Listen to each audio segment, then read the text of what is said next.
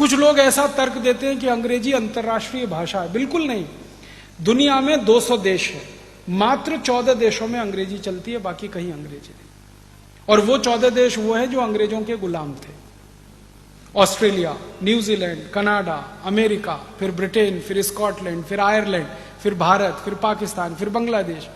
इन्हीं देशों में अंग्रेजी है क्योंकि ये गुलाम थे अंग्रेजों के, बाकी कहीं नहीं है। फ्रांस में फ्रेंच है, जर्मनी में जर्मन है, रूस में रशियन है, जापान में जापानीज है, चीन में चाइनीज है, डेनमार्क में डेनिश है, नीदरलैंड में डच है। सब देशों की अपनी भाषाएं। कोई देश अंग्रेजी में काम नहीं करता, बात भी नहीं करता। और इन सब देशों के लोगों से जब मैं बात करता हूं, कहता हूं तुम अंग्रेजी क्यों नहीं सीखते? उन्होंने कहा क्यों सीखना, मूर्खों की भाषा है। और अंग्रेजी की मूर्खाई हमें समझ में आती है, फिर भी हम उसको चिपक के पकड़ के रखे। दुनिया में किसी भी भाषा में इतनी मूर्खता नहीं है जितनी अंग्रेजी में। PUT put, BUT boot, BUT but, PUT पट, सीयूटी कट है, बीयूटी बट है, तो पीयूटी पट होना चाहिए कि नहीं? और अगर पीयूटी पुट है तो बीयूटी बुट, सीयूटी कुट होना चाहिए। कुछ और छोर ही नहीं है, इतनी मूर्खता की भाषा। अंग्रेजी की मूर्खाई क्या है? एक जगह CH होता है का और एक जगह CH होता है चा। अंग्रेजी का एक शब्द है केमिस्ट्री, CHEMISTRY, केमिस्ट्री, ठीक है? तो चोपड़ा, CHOPARA, चोपड़ा, तो यहां कोपड़ा होना चाहिए।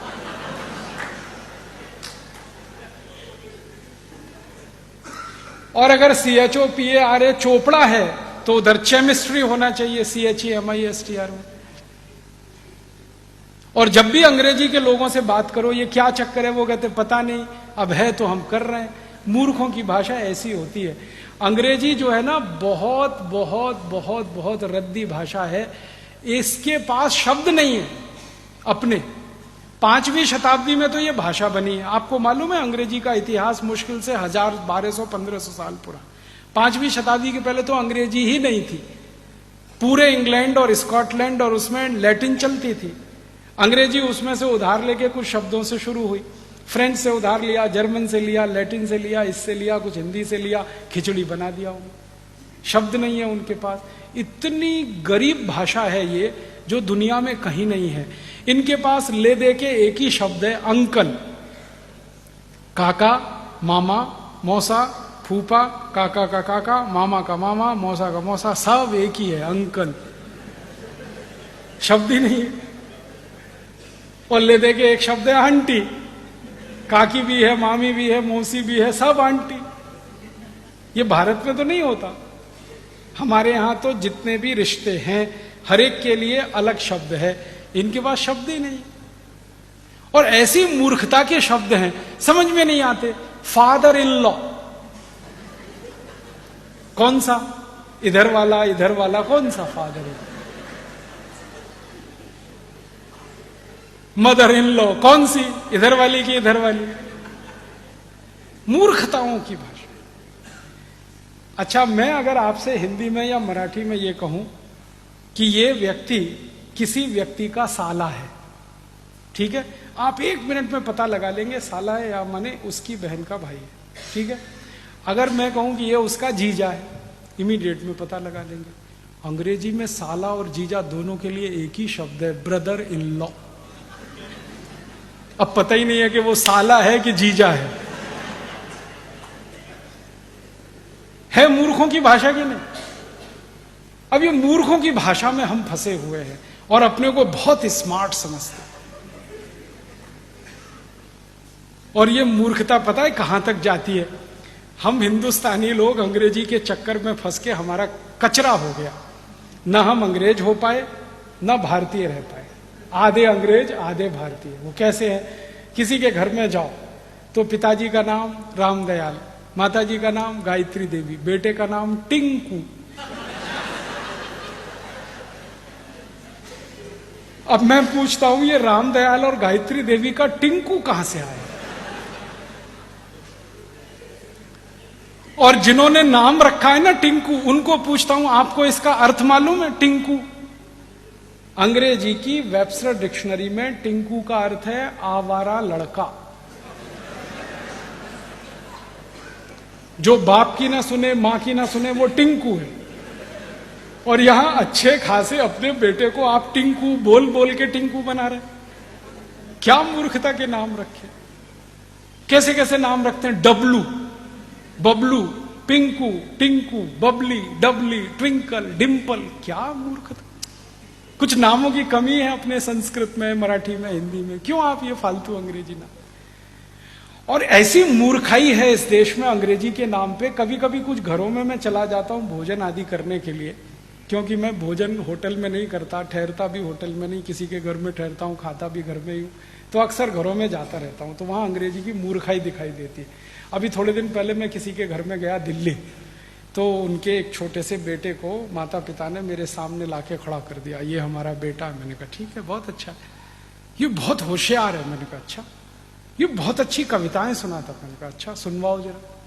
तो उन्होंने कहा बेटे पोएम सुनाओ अंकल को। मैंने कहा मैं अंकल तो नहीं हूं। कहने लगे फिर क्या है। मैंने कहा काका बना लो, मामा बना लो, कुछ बना लो, अंकल तो नहीं हूं। जो सुविधा है बना लो, मामा बना लो, काका बना लो, कुछ कर लो। तो फिर बच्चे ने कविता सुनाना शुरू किया। Rain rain go away, come again another day, little baby wants to play. मैंने बच्चे को पूछा तुमको अर्थ मालूम है इस कविता का। नहीं मालूम। क्यों सीखा। मम्मा ने सिखाया। मम्मा को पूछा आपको अर्थ मालूम है। नहीं मालूम। क्यों सिखाया। उसके टीचर ने सिखाया। टीचर को फोन लगाया, आपको अर्थ मालूम है इस कविता का। नहीं मालूम। किसने सिखाया। हमारे टीचर ने सिखाया।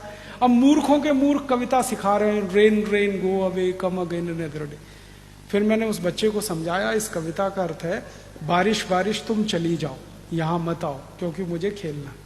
अब भारत के बच्चे ये कविताएं गाएं, बारिश बारिश तुम चली जाओ यहां मत आओ, और करोड़ों बच्चे ये कविताएं गाएं, भगवान ने सुन ली तो।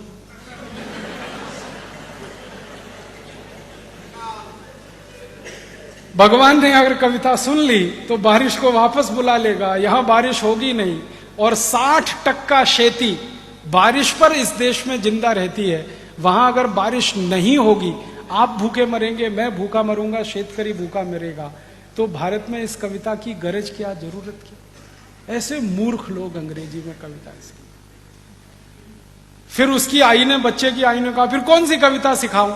तो मैंने कहा कविता सिखाओ, ये रे पाऊसा, तुला दे तो पैसा, पैसा झाला तोटा, पाऊस आला मोठा। ये कविता सिखाओ, क्योंकि ये कविता भारत की आत्मा है। आत्मा क्यों है। जिस देश में 60% खेती पाउस आधारित है, उस देश में पाउस को बुलाने की ही कविता हो सकती है, भगाने की कैसे हो सकती है। तो हमारे बच्चों को तो यही सिखाना चाहिए, बारिश बारिश तुम जल्दी आओ, बार बार आओ, मैं तुमको पैसा देना चाहता हूं इसलिए आओ। ये भारत की कविता है। अंग्रेजों की कविता रेन रेन गो अवे। कविता भी जो होती है ना, वो अपनी जरूरत, अपनी संस्कृति, अपनी सभ्यता, अपनी परंपरा से निकलती है। अंग्रेजों की संस्कृति, अंग्रेजों की सभ्यता, उनकी परंपरा हमसे बिल्कुल अलग है। इंग्लैंड में बारिश कभी भी आती है, यूरोप में बारिश कभी भी आती है। वहां के बच्चे शाम को बाहर खेल नहीं सकते, कभी भी मौसम खराब हो जाता है, इसलिए वो कविता गाते हैं रेन रेन गो अवे। हमारे यहां तो बारिश साल में सिर्फ 3 महीने आती है और उसका दिन फिक्स है, इस दिन से लेकर इस दिन तक। तो हम कैसे गा सकते हैं रेन रेन गो अवे। और बारिश का समय जब निश्चित है और बारिश पर पूरे देश की अर्थव्यवस्था निश्चित है, तभी इस देश में बारिश आधारित बहुत सारे साहित्य लिखे गए हैं, बहुत सारी किताबें लिखी गई हैं।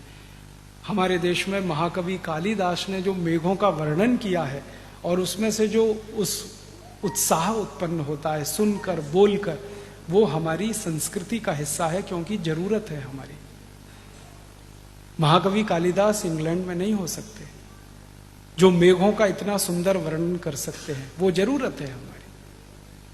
तो हम तो हमारी जरूरत सभ्यता, संस्कृति, परंपरा में से लेंगे, अंग्रेजों की सभ्यता, संस्कृति, परंपरा से हमारी जरूरत पूरी नहीं।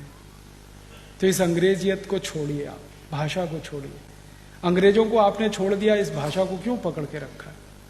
अपनी जिंदगी से निकालिए इसको।